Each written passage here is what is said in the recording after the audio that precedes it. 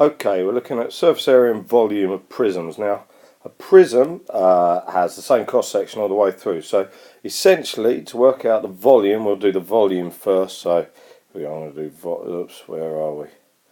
Volume, okay, and volume here.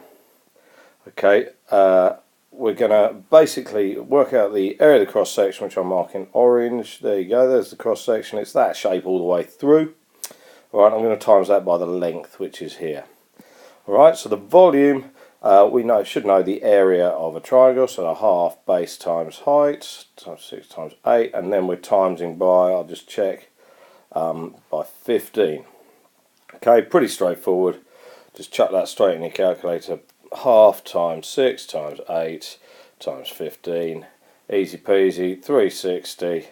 And then remember it's volume, so it's centimetres cubed. Now surface area is a little bit trickier. Basically you're working out the area of all the faces. So this triangular prism here has basically 5 faces, doesn't it? It has the 2 triangles at either end. So I've got 2 times a half times 6 times 8. Right, because 6 times 8, so 2 times a half is, so 6 times 8, there's the triangles, so they're the triangles. Alright, and then we've got a load of rectangles, so you've got 15 times 10, which is 15 times 10 there, 15 times 10, and we've also got the base, which is 15 times 6, okay, and we've got, I'm going to have to put it underneath here, the side, which is sort of round here, okay, which is 8 times 15. Alright, and I need to add all of those up. I need to multiply them. Do be careful when you put them in, not to go too fast, because the calculator won't be able to keep up. Make sure you put additions instead of, put additions in the right place, and put multiplications in the right place. Alright, so there you go, and you should end up with 408. And again, we've got to think about the units, and it's centimetres squared because it's an area. Now, as far as the cylinder goes, alright, a cylinder looks something like that. I'll try and draw a picture here. Alright, that's not too bad, there you go. And it says a radius of 3 and a height of 11.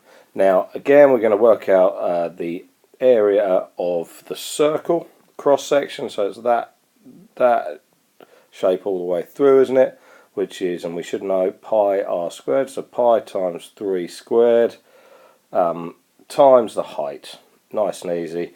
Now it'll allow you, so pi times 3 squared, pi times, oops, I missed that, 3 squared times 11, which should give you 99 pi. Now that would be fine to leave it like that, okay, centimetres cubed.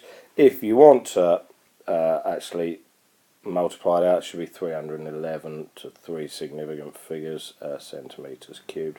Either of those absolutely fine, nobody's going to grumble at all. Now the surface area, however, okay, is going to look like this. So this is what the prism, the net of the prism looks like. So it's basically 2 circles with a rectangle. Now we know that the radius of the circles is 3. Okay, I'm going to squish it up, and we know that this height is 11. But it's the length of the rectangle that's the issue. Now, because the rectangle has to wrap round the edge of the circles, right? It's going to be actually the circumference. We should know how to work out the circumference. It's either the pi times diameter, pi times the diameter, or it's 2 times pi times radius, because 2 radiuses make a diameter, don't they? So remember, you've got to remember, so cherry pie is delicious, apple pies are too. So alright, so that's coming up. So that's 2 times a pi times 3. Alright, and to squish that up, plus the 2, so we've got 2 of the circles plus 11 times 2 times pi times 3. So that bit there is the circumference of that. Actually, I'll do that in a different colour. That bit, oops, there we go. So 2 times pi times 3. Alright, and it's this bit here is, I've just done it a tiny bit too long. There we go.